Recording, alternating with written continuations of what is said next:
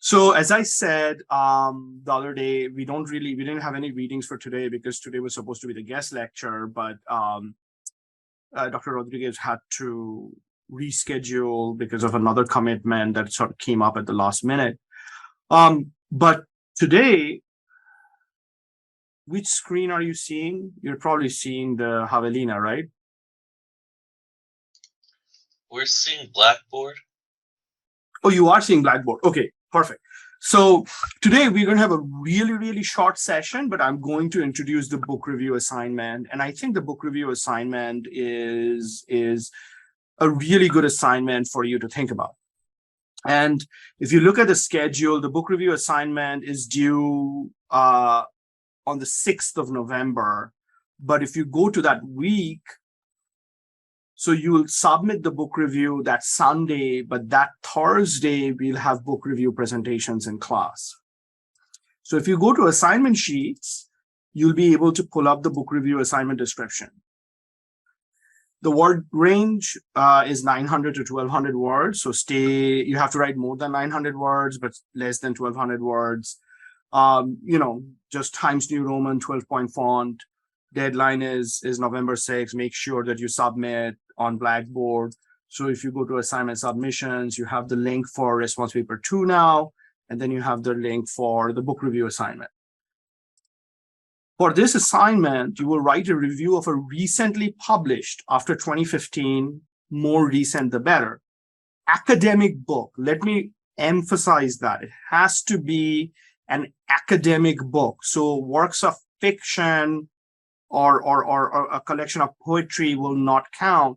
A biography or somebody's memoir will not count either. You have to pick an academic book in the field of cultural studies. In order to write a proper review, you should look at academic reviews published in the scholarly journals in cultural and literary studies. So this brings us to using the library databases to look at, firstly, journals, academic journals in literary and cultural studies, and also to look up the book. I mean, you may not have to, why buy a book when you can access a book as an ebook, a pretty recently published one, through the library databases. So I'm sure most of you are familiar with how to use the library databases, but I always like to kind of do a refresher.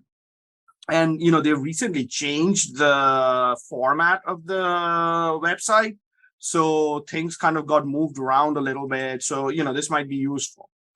So there are many, many things that we can talk about, and we can discuss databases, and we will talk a little bit about databases, but I'm just going to show you how I start a research project, right?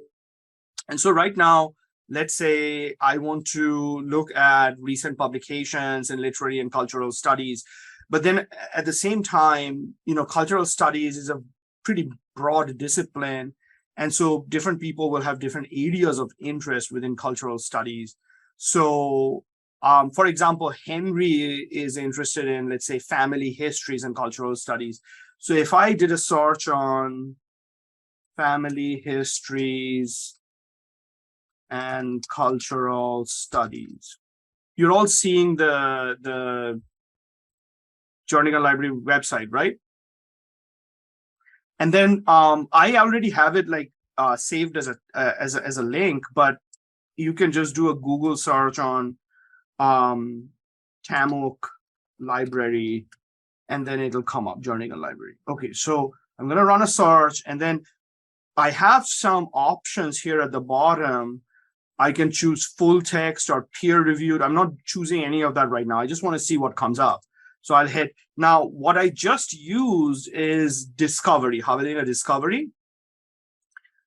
What Javelina Discovery does is Javelina Discovery searches your terms through most of the databases that the library subscribes to, as well as the library's print catalog, right? So it's kind of a one-stop search engine, which is really why I like to begin there. Now, what are databases? Databases are previously, before you had the internet, and that wasn't that long ago.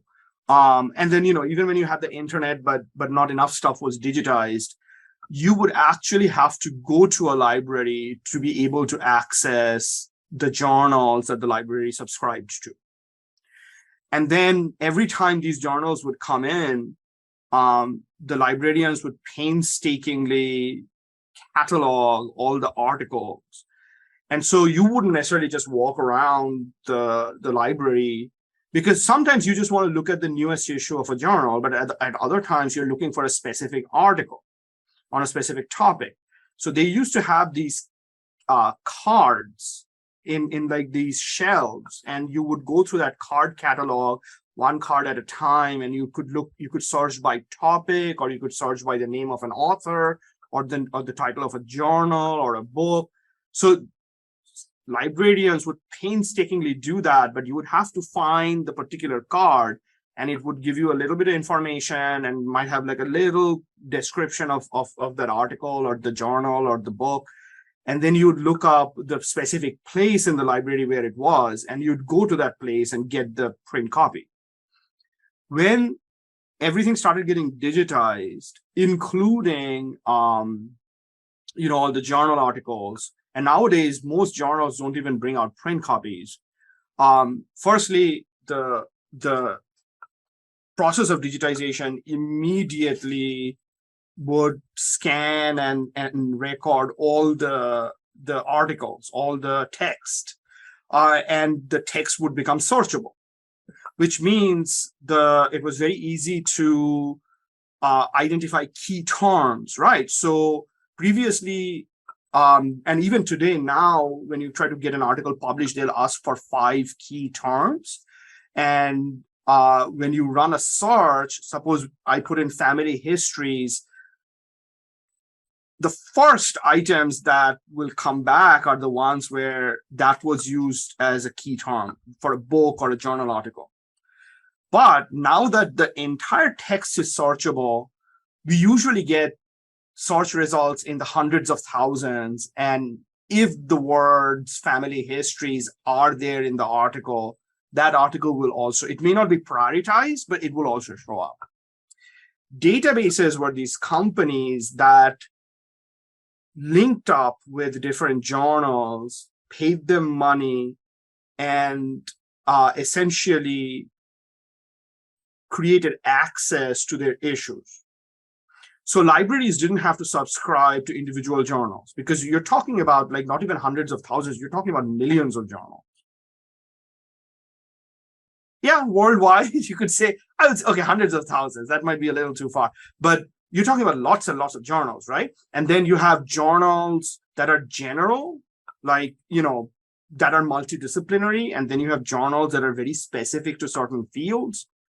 And it was getting pretty expensive for the libraries to be able to subscribe to all of these journals individually. What the databases did was they said, we'll do it for you. You just subscribe with us, and then you buy our database as a search engine. So when you run a search on that database, the database runs the search for you using your key terms, right? Now, there are different kinds of databases. You have general databases, like you could say Javelina Discovery is a general database, because irrespective of your field of study, when you search for family histories and cultural studies, it will run the search through all the databases that are collected under Javelina Discovery, right? There are other kinds of general databases like EBSCO Host, which is a very general database. Academic Search Premier is a general database. But then you have more specialized databases. Specialized databases are a database, let's say, in chemical engineering that only hosts journals from the field of chemical engineering. So you might ask, like, why do we have different kinds of databases? Why do we have general databases and then we have specialized databases? General databases, when they run a search, and I wish I could, maybe I can draw this using, I think Zoom has a drawing board. Does it? Let me see if it has white breakout room. No, Blackboard used to have a drawing board. Zoom doesn't have a drawing board. Boo. Okay, we'll figure it out. Let me pull up Microsoft Paint.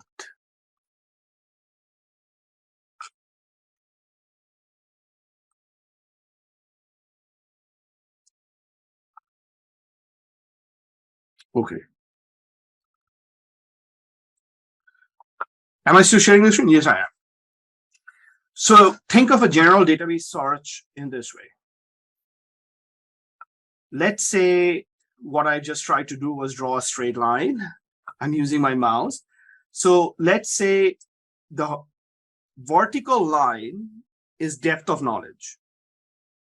The horizontal line is breadth of knowledge, in the sense different disciplines, right? So this is when you run a search with a general database, you can map the arc of its search in this way, which is it will look at a certain number of journals. It will give you a number of hits to your search, and it will try to basically access a breadth of disciplines, right? But when you run a search on a specialized database, a field-specific database, this is what that arc would look like. So essentially, you would be looking at fewer disciplines, but within those disciplines, you'd be looking at more journals, and you would have a greater depth of knowledge. And so sometimes, if your work is multidisciplinary, you want to go with a general database. But sometimes, if you know that, look, I'm a chemical engineer and I'm not really interested in what business is doing with this chemical engineering process. So then you choose a specific database in chemical engineering, right? So just to kind of give you a sense of what databases are. So going back, we ran a search using Hubble Discovery, and then we got 4,602,106 searches. I'll be honest with you, I have never made it past the 10th page, right? Because they do also prioritize, these are called hits, right? The sources that they're showing you, they're hits. So they prioritize by relevance. And the relevance is determined in terms of date of publication, because timeliness is very important in all fields. Not so much in the humanities, more so in the STEM fields and the social sciences, but also in the humanities. I mean, so they do kind of, and also, if they're identifying. So if you look at the search terms, families, history, these are immediate, it tagged it. And that's why this was identified as one of the first hits in your list of results. So you have ebooks, you have lots and lots of ebooks, you have peer-reviewed articles, you have, if you scroll down, show more results. See, this is what they've changed. Now they don't have like multiple pages, but you can just hit show more results and keep scrolling down. So at the top, it's kind of telling you what kind of source you're looking at. So this is a review. Now, a review may be published in an academic journal, but it's the review of a book. It's not an academic article. But see, so there are book reviews. So now, I mean, since we are interested in book reviews, we can even just check out the ebooks and also check out the date. So this was published in 2014. So that's a little, now, because I do have a sort of time range for you, you can go to see the filters at the top, and then where it says all time, I can say past 5 years or past 10 years. So what if I said past 5 years? So Fashion History, A Global View, is an ebook, and it was published in 2018. Context in Literary and Cultural Studies is another ebook, an academic ebook that was published in 2019. And not all the ebooks will be immediately available. Like this one says access now, and you can. So when it says access now, it means that you have access to it. This one says access now, ebook, so you can. Sometimes it won't say access now, so it's an ebook or a print book, and then you don't have immediate access to it through the library. And I'll show you that you can still get access to those books, but you may not want to pick that book just for this assignment in this class. But already we are seeing cultural genocide, lots and lots of different kinds of. Now, because for the purposes of, it's actually not 10 years, it's not 5 years. So I can go to all filters and pick the date range, and it's saying past 5 years, but instead of that, I'll say custom range, and I will say 2015. So let's say 01/2015 to 12/2022, apply filters. We just still have 1 million hits, but now, again, go to all filters, and then because you have to review a book, I'll go to publication, and actually not publication, I think it is source type. And then you want to make things easier for you, so you just want to go after the ebooks. The books are fewer in number because the books refer to the print books. But let's just first look at the print books that they have at the library. So biography. So remember, biographies do not count as academic books, but family photography. This entry discusses the socio-cultural and political implications of family photographs. Henry. This is a print book. So I'm going to click, it says ebook. So I'm going to click on the link. Oh, the reason why it's not included in the ebook is it's not available. It says availability through here, but it's not available through our library. Sometimes when it says availability through here, I'll just sort of check it out to see if it is for any reason open source.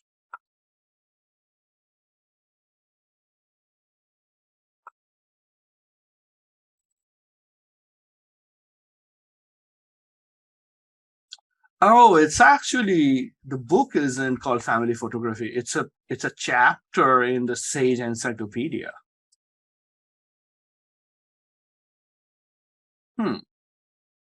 Yeah, the Sage Encyclopedia of Children and Childhood Studies. So I guess this wouldn't count. But it looked like a really interesting work. What happened? Okay, fashion history.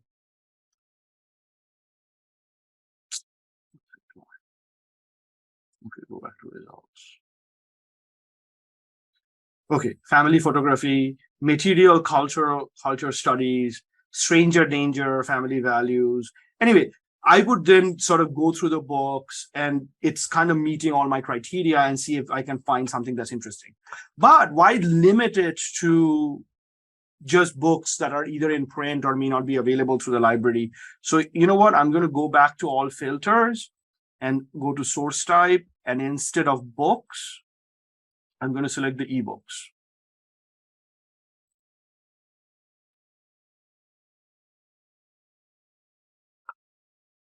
Now I have fashion history, a global view, context in literary and cultural studies, the cultural psyche, mapping the history of folklore studies came out in 2017, cultural genocide, rules and ethics, cultural studies, approaches in study of Eastern. And be realistic. Maybe you like the topic of a book, but you check it out and it's 1,000 pages and you're like, I'm not going to be able to review that. So, check out the book. Suppose, if I find this interesting, mapping the history of folklore studies, particularly because we are reading Dew on the Thorn. We talked about, Maria Cotera's work. We talked about Jovita Gonzalez. Let me click on that. So it says it's available for download. I can access it through the library. And what's the number? How long is the textbook? See, this is where they've changed things. It's supposed to give me the page numbers, but yeah, that's just annoying. Okay, show all chapters. Um, click on that.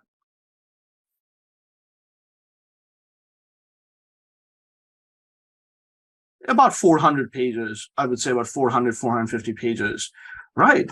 So you get a sense of, and you can even read the introduction a little bit and see if this looks interesting to you. Somebody put something in the chat box.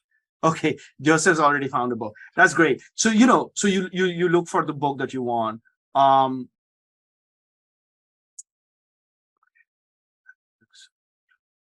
Let's go back to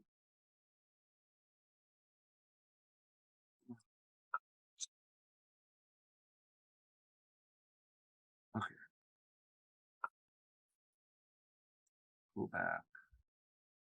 Right. So this is the way you can identify, and then there are lots and lots of other books to choose from. So you should definitely check out um, the Grassroots of English History, New Perspectives English, Child Soldiers.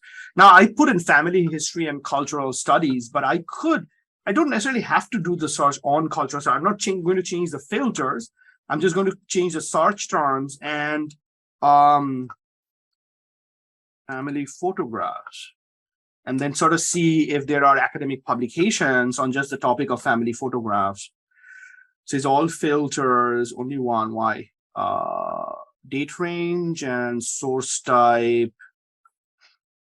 ebooks, apply filters. Picturing the family, media narrative memory.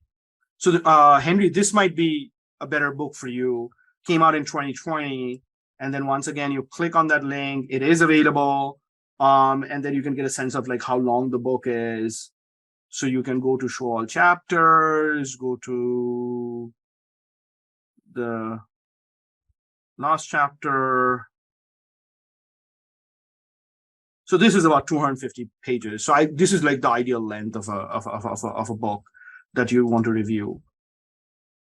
But do you see how I can like play around with the search terms and find like, so instead of family photographs, anyone else remind me again? Oh, Anne is working on, let's see, Latina women in politics. City politics. Oh, that's awesome. In city politics in the US.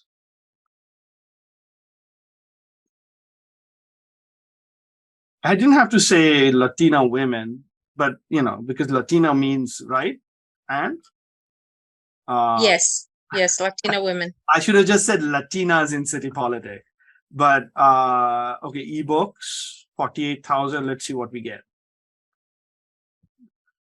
Women and migration responses in art and history, feminist conversations on peace, global university, the politics of dependency, minority women and austerity, chivalry and reading, care and city.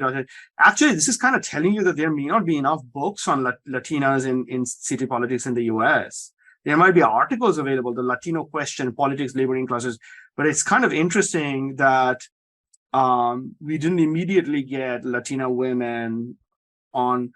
Now, what if we change the search term a little bit and instead of Latina, we said women in city politics in the US? Would that give us some very specific books? But whenever I run a search and I see that, okay, there isn't right, there aren't like a lot of publications in that area that directly addresses the kind of research that I'm doing, that's actually great because there's your significance right there, the significance of your project. Right. So, filters, I'm going to choose ebooks, apply filters. It's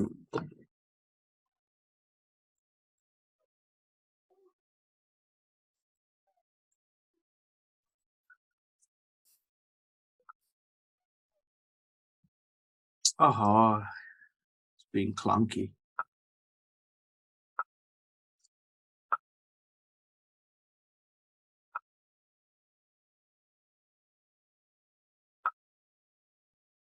Apparently, when you search for women in city politics in the US, the database goes bonkers. There you go. The politics of service, women in the UN, squatters in the capitalist city, women's political representation in Iran and Turkey, women's medicine, anti-gender politics in the populist movement, women agency in the state of Guinea, women in migration. That's really interesting that we are not immediately getting enabling the city, the politics of dependency, coronavirus, minority women in austerity, feminist conversation. Yeah, that is really interesting. That wow. What if we take out city and see Just women politics? But this is fantastic. I mean, you're obviously writing about this issue that, I mean, there might be lots of articles, journal articles, but immediately, I mean, you'd have to go through the list of all the books and see if something comes up. Okay, once again, all filters, source type, ebook, supply filters, women in US politics. So immediately we have, this is a collection of essays. Right.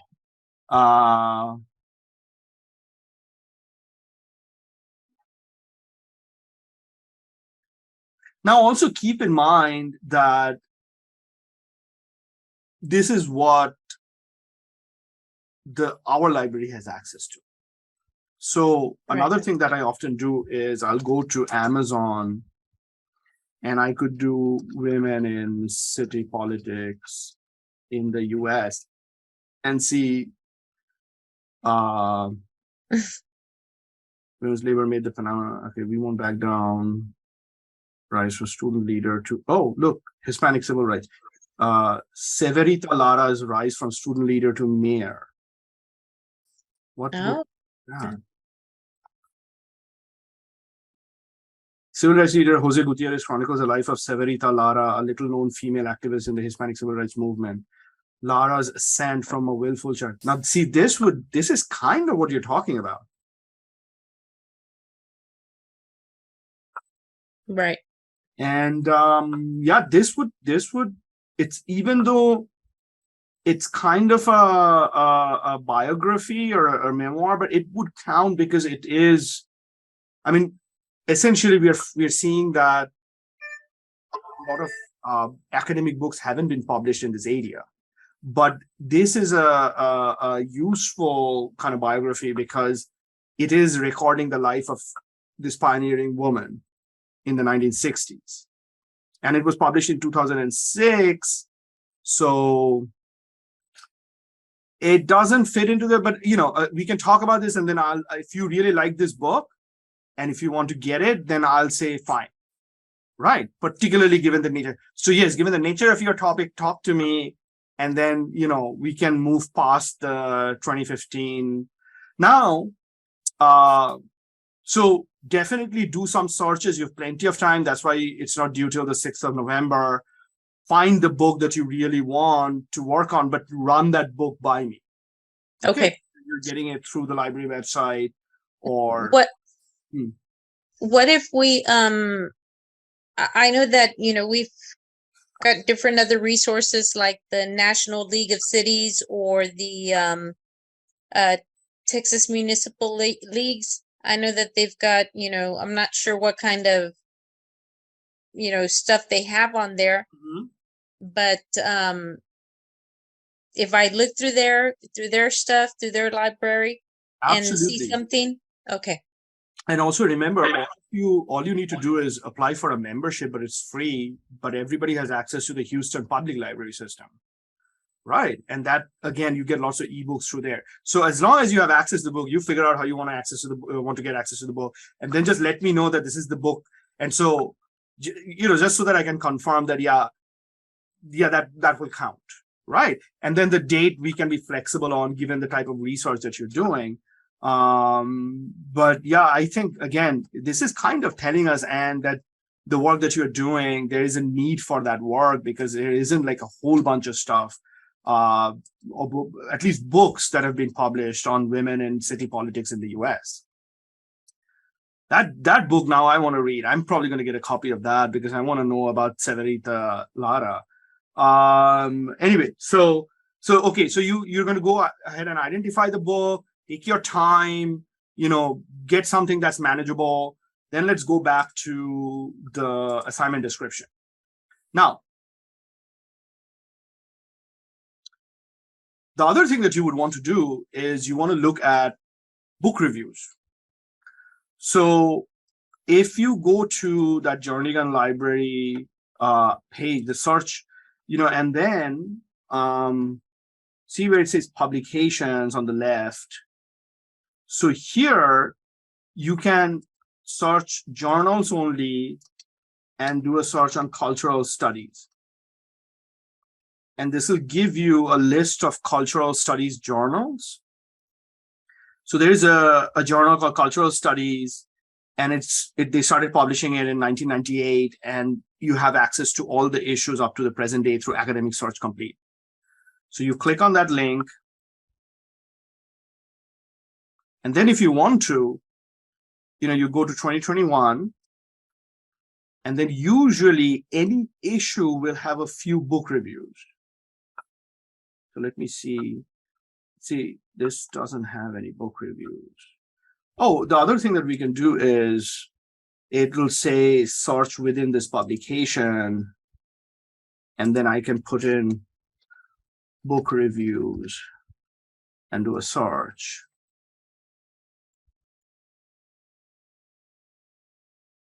So these are the book reviews within the publication, April 2001. And all I'm trying to look for are like some representative samples. So if I click on this PDF full text, so immediately you see the name of the book is The Audible Past, Cultural Origins of Sound Production, written by, and some information, and then you have a book review. Then you have another book, Screen Traffic, Movies, Multiplexers. So you have the reason why I want you to, and again, find a journal and find the book reviews that seem meaningful to you. So I just did a search on book reviews, but I could do in cultural studies, book reviews and women and politics, and kind of see if something comes up. Keep our fingers crossed. Okay, book reviews. Let's see.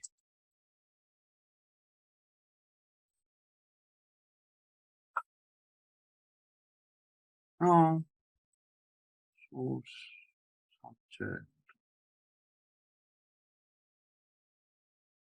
Why am I not having access to it? PDF full text right here. Honoring the dignity of the specific, feminism, cultural studies, and the political responsibility of researchers and theorists. Oh, that's a really long book review. Okay. The second book review is really short. Usually book reviews aren't that long. Let's see what else came up. Imagining the modern city, speaking into air. See, it's kind of picking out, so it's only the subjects of cultural studies, women in politics, women's work, but that's an academic journal article, it's not a review. Yeah, so again, in this journal, there haven't been that many book reviews on women in politics. It's really, really weird to me. But we could do searches. You could even do a search using this, the Havana Discovery website, and do book reviews and women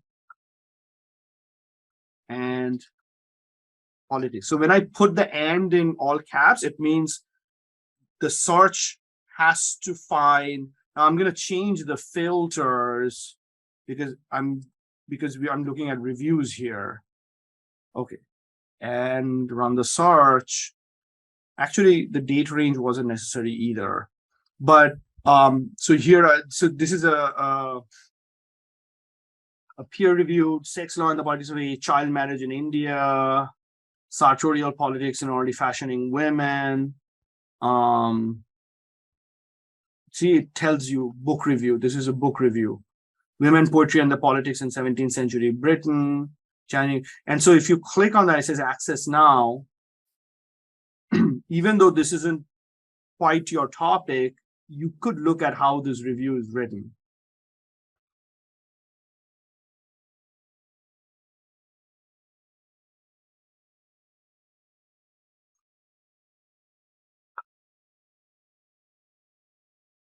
What was the title?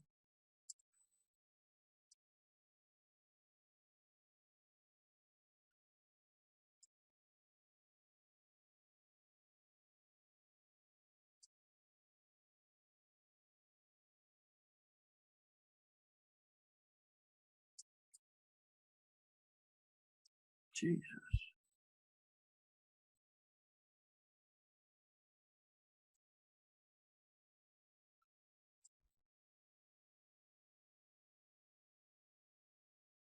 So again, here's another book review that you can read. Now, all you're doing here, and it doesn't even have to be in your field, but all you're doing is getting a sense of how people write book reviews. So then we go back.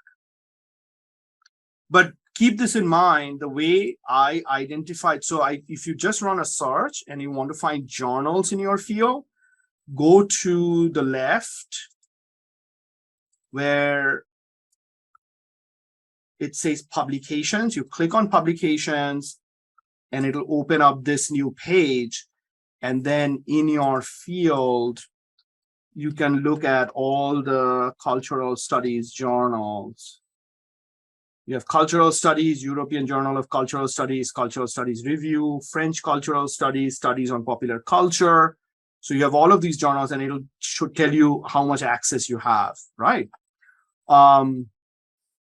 So you have, know how to find the book, how to find book reviews that you can read. Then I have adapted the following information from an excellent set of guidelines developed by Dr. P.S. Chauhan, who served as editor of the South Asian Review for over a decade. Goals of reviewing. Reviews are generally driven by the agenda of the publication that puts them out. Hence, there is little uniformity in the approach and the tone of reviews. While some are content to introduce a new work, others seek to extol and promote the work. Some use the work to stir up an intellectual debate, others to reinforce or to quash an ideology, and some are used to advertise one's favorite perspective. Most combine a couple of these aims. I want you to refrain from any partisanship and remember a few things about the profession of reviewing, namely that the reviewers stand in a double trust to the new work on the one hand and the unfamiliar readers on the other. And as such, they have to be fair to both the work and the reader. And the review has to not only be readable, but also enjoyable in itself. And third, it has to be triangulated with other works in the category and couched in the historical and theoretical perspective. Now, with the third sort of goal, don't worry about it. Because you are starting out as graduate students or you're still graduate students, you might be pretty close to graduation. You may, Daisy might have read a few books in her area and may be able to contextualize. Henry, you're just starting out, so you may not yet be able to contextualize. That contextualization is not that important, right? But what you want to do is when you write your review, you want to give your readers a sense of that book.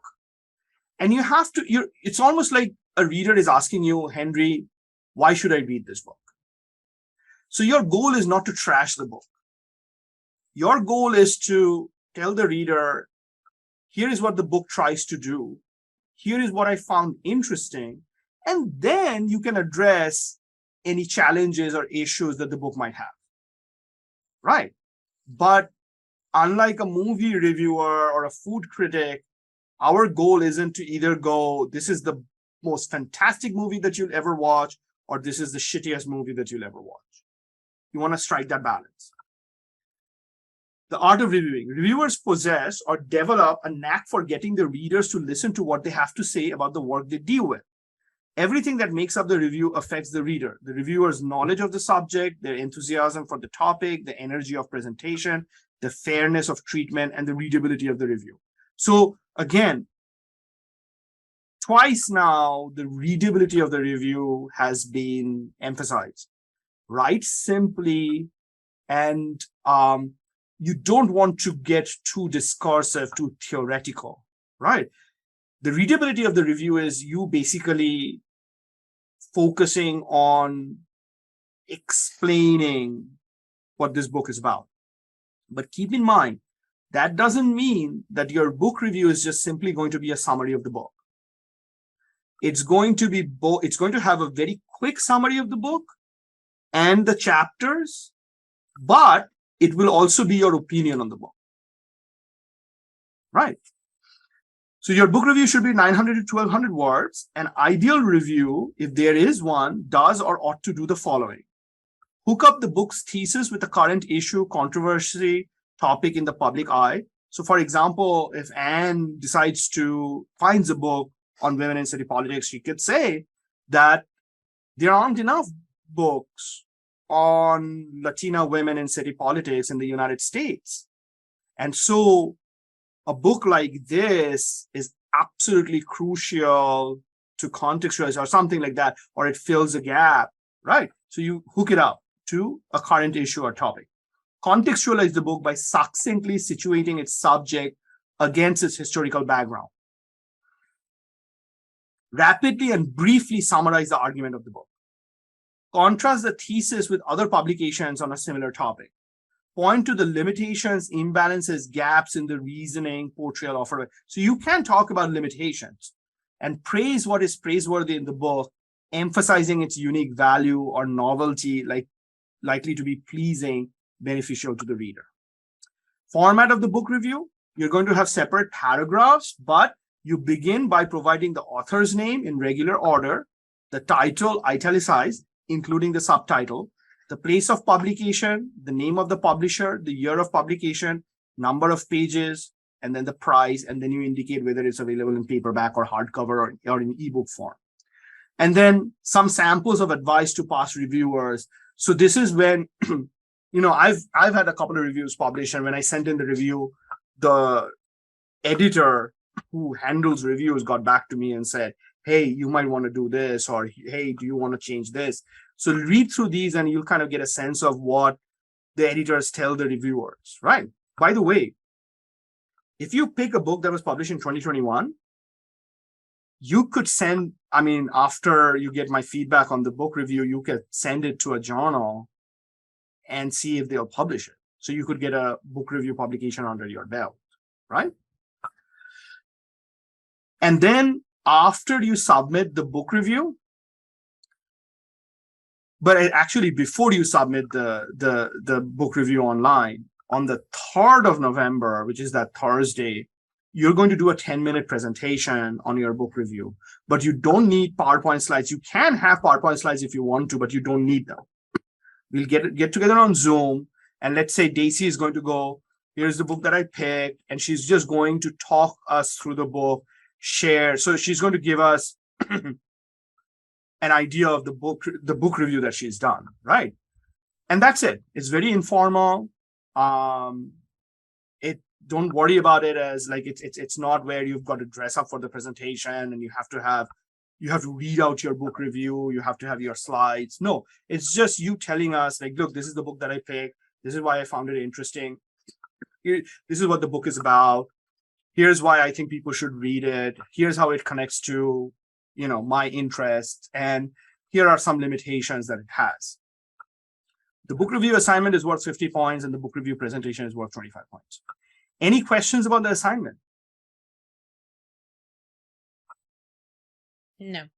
Now, this is kind of, I am a little embarrassed, but if you go to supplementary materials, you scroll down, I did share a book review sample.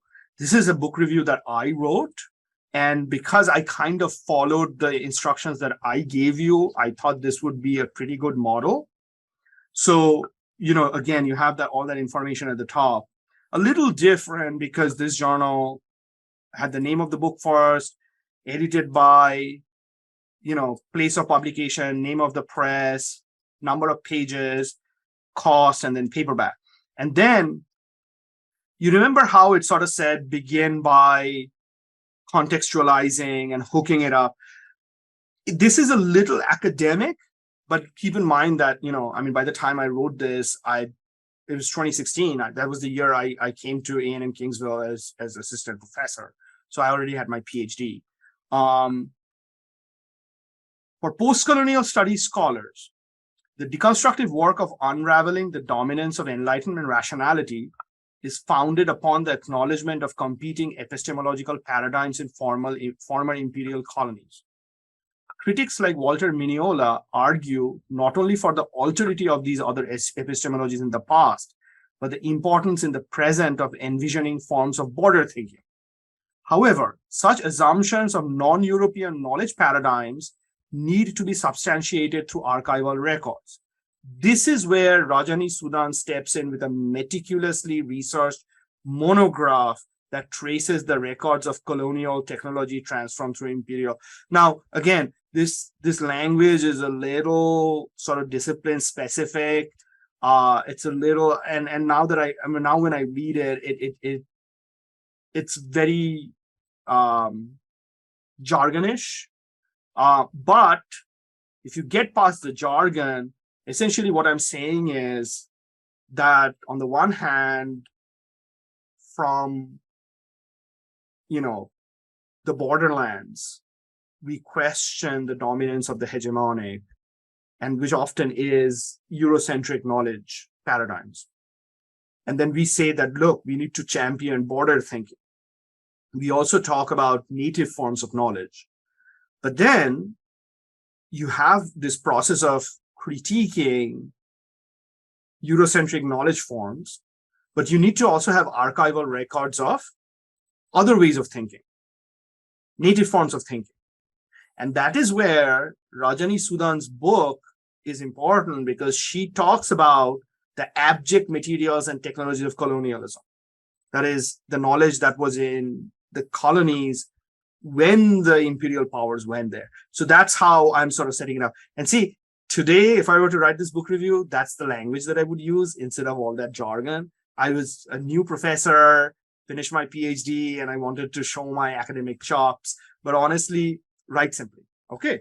But then if you go through this review, you'll notice at first I kind of talk about the argument of the book, but then a little later, I give you a very quick summary. So I say, along with the introduction and epilogue, the book consists of 5 chapters.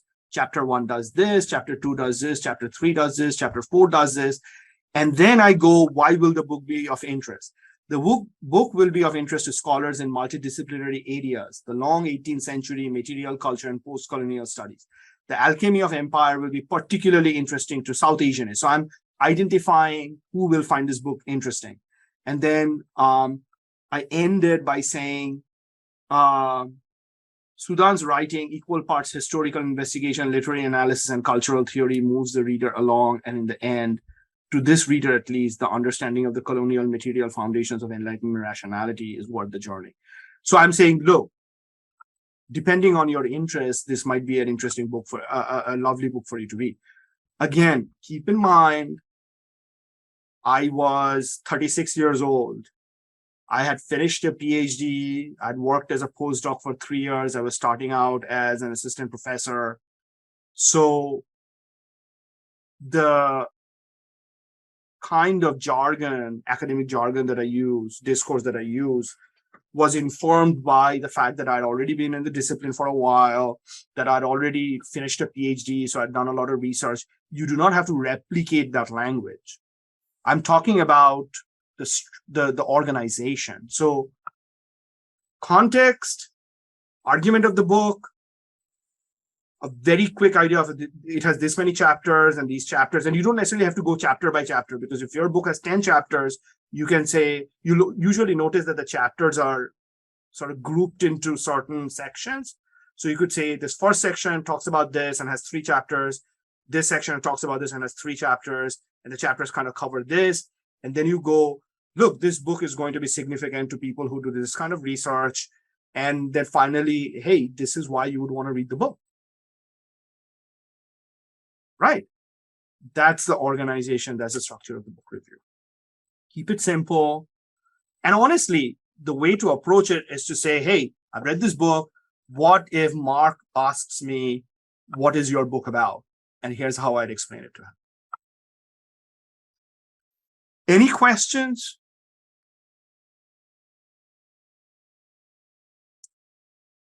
Any questions about the search process using the Jernigan Library website? I think Daisy had one on here that says, will this guide be available to us on Blackboard? Daisy, which guide? Oh, I think I saw it. It is on Blackboard.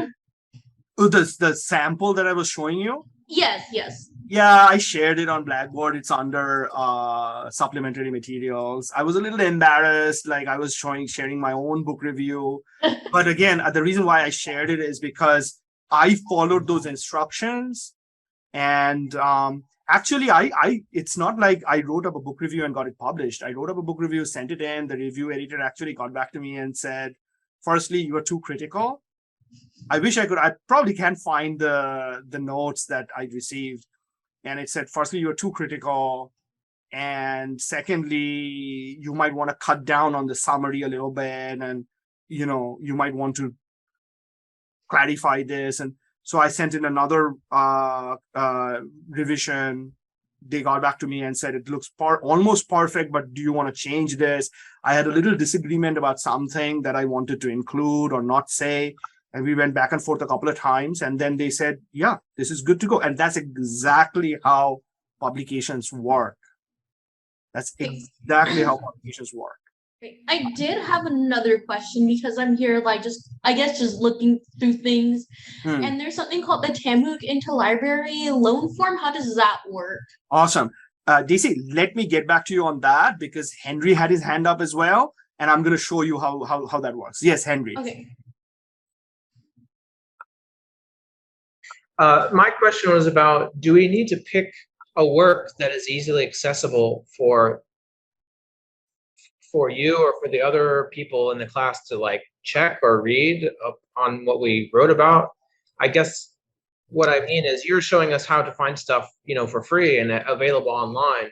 Are you doing that because we need to find the book that way? Or, if I find a book kind of randomly in person that fits the criteria, can I use that book if it's not available in an ebook form for everyone to look up, or does it need to be found that way? No, that's a very good question, Henry, and absolutely. I'm just showing you just simply because when I was a graduate student, I was like, okay, I bought XYZ books for the class, and then do I need to buy this other book? And some academic books can be very expensive, right? That's why we, as students, have access to library databases where we don't have to pay for it. That's as scholars. But if you do have access to a book, say in print version at a different library, and as Anne was saying, what if I have access to it through other associations that I am a member of, or through the Houston Public Library System, or you went to a bookstore and found a book that's an academic book, like you could go to Half Price Books, found an academic book, and you have the print copy, and it, as you said, meets all the criteria. That's fine, right? That's actually, I was just showing you because if you want to, you can get a book where you don't have to necessarily buy it, and the library, is constantly buying the newest publications in several fields so that we have access to them. Now, going back to Daisy's question, a very, very good question that really gets to the heart of how we do research, right? Whether you're looking for books or journal articles. Oh, by the way, I also want to tell you, whatever book you pick, if you were to run a search on that book, there is a good possibility that there are already reviews of that book. And I'll tell you this, now that I've had a few books and articles published, some journals will contact me and say, hey, do you want to review this book? And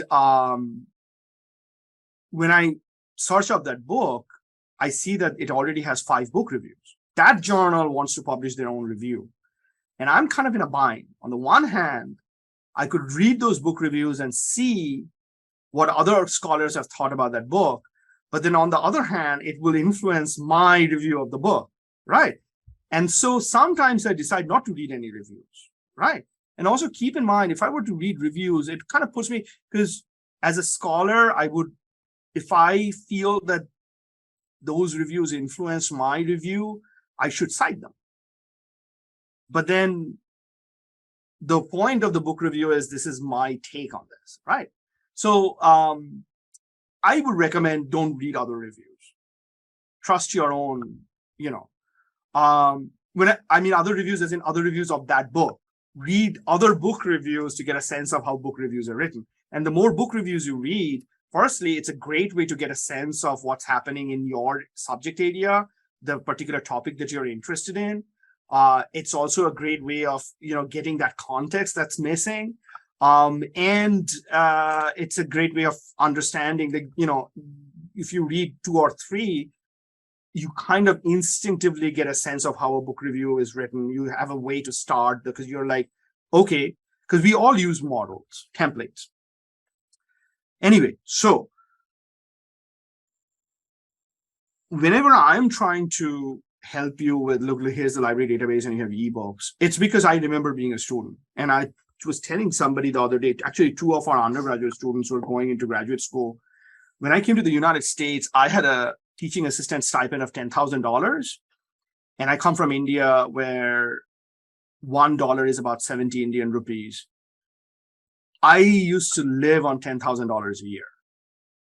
But that was 2005. That was a long time ago, right? Now maybe they're paying 15,000, 18,000, but I would survive on 18,000. And again, I made certain choices.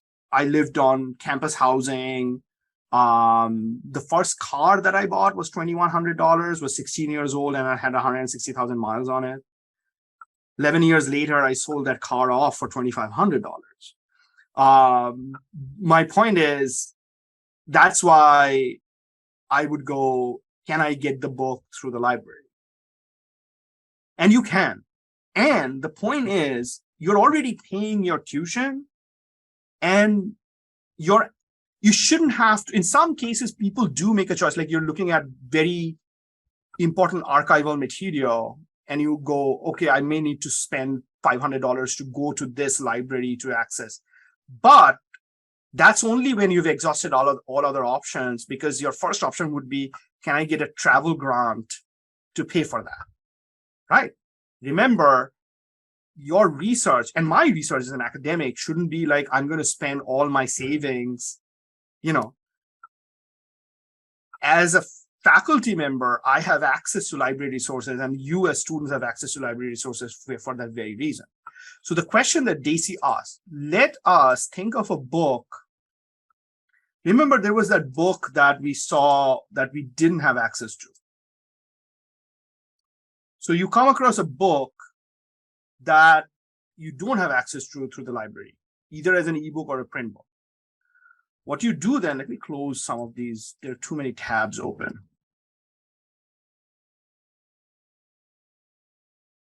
Like, the book that we found on Amazon. That's really good. Let's look up that book. It was Women in City Politics in the US. I think we'd even put in Latina women in city politics in the US. And this was the book. We Won't Back Down. I'm going to save the title. And I'm pretty sure this is not available through our library website. So let's go to our library website. We're going to put this in, and then we're going to run a search.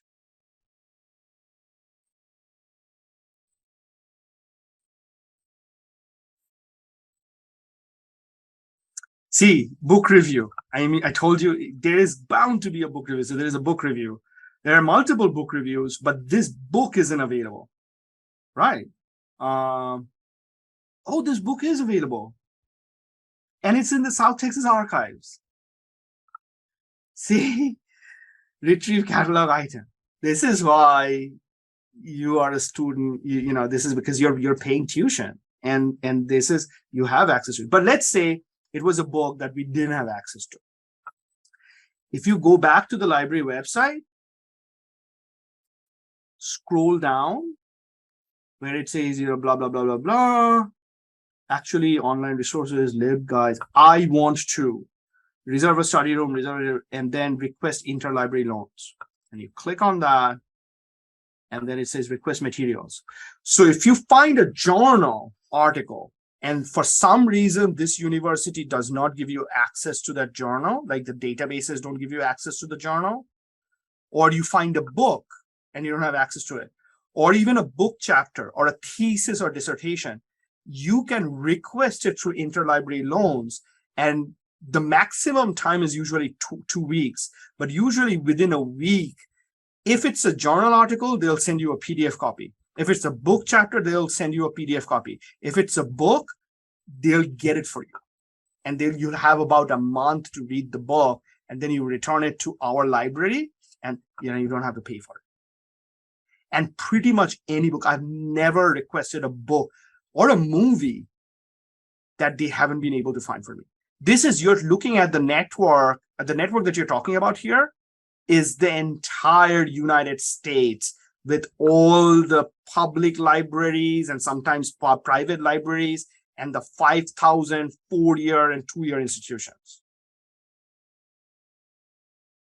Because the ultimate goal of the university system is, we care about the work that you're doing. We care about the work that Mark wants to do. If Mark wants to do work on graffiti, and if Mark needs access to an article that is not available, Mark should have access in some way. And if it is available, and particularly in today's world, if it is available in some specific library, and it is possible to digitize that article, then that person is going to send it to Mark within a week.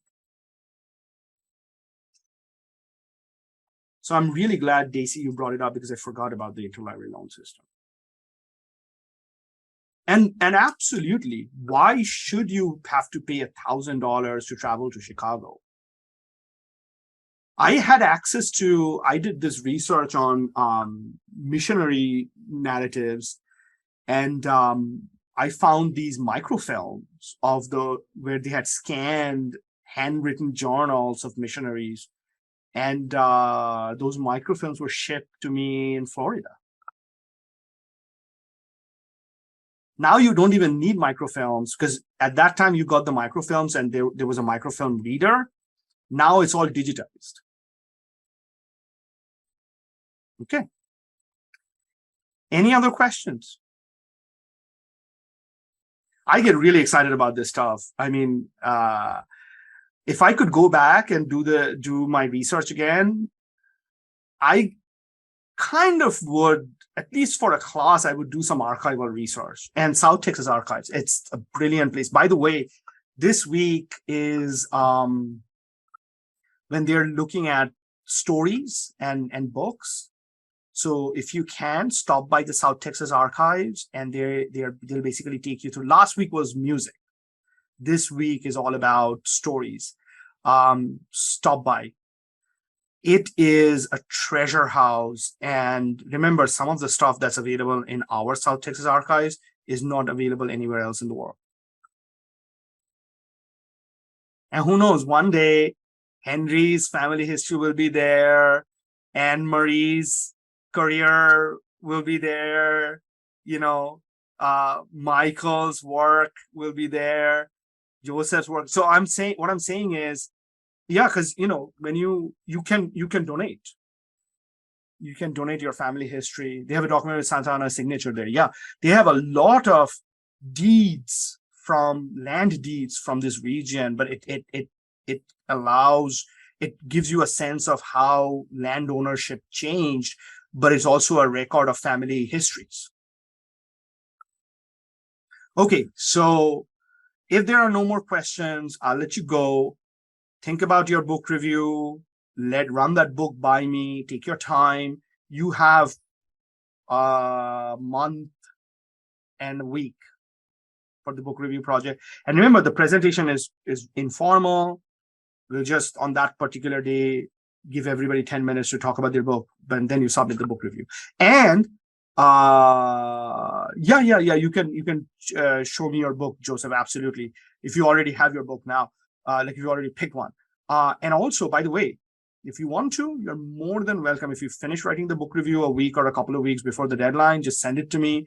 And just like that process by which I got feedback, I'll give you some feedback so that you can fine tune it and make changes to it. And I highly recommend, if we work on it together, it may not be this semester, but like if it's a book that was published in 2021 or even 2022, we can fine tune it, and then I can help you add that academic context a little more, and then you can send it in, and who knows, you might have a publication in an academic-ish journal. Okay. And I can help you pick an academic journal for the book. So awesome.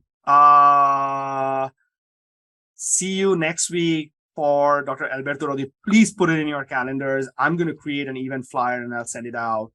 I think that'll be a very interesting talk.